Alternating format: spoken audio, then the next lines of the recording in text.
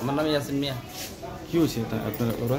তো আমি কালাভান্না পঞ্চায়েত একজন প্রতিনিধি প্রার্থী ছিলাম। আচ্ছা, ক্যান্ডিডেট। হ্যাঁ। তখন আমরা কাঠালিয়া ব্লকে যাই। হ্যাঁ। কাঠালিয়া ব্লকে যাইয়া কাঠালিয়া ভোট গণনা শুরু হয়েছে। বেজিমেরা 8টা সিট আমরা পাইছি। আচ্ছা। তারপর রবীন্দ্রনগর তারা 4টা সিট পাইছে। সীমন্তপুর তারা 5টা না 6টা পাইছে। তার মানে সীমন্তপুর রবীন্দ্রনগর তারা পাইছে। বেজিমেরা আমরা পাইছি 8টা সিট পাওয়ার পরে 11 নম্বর সিট গণনার সময় তারা হইয়া লাগা দিছে জোর করে ভিতরে ঢুকালে তুলেছি। আচ্ছা। তো আমি তো ক্যান্ডিডেট, আমি সামনে দিয়ে ঢুকতাম লুছি। পরে বিজেপি তারা যাই ডিল মেরে আমার মামার মাথা হাঁটালিছে।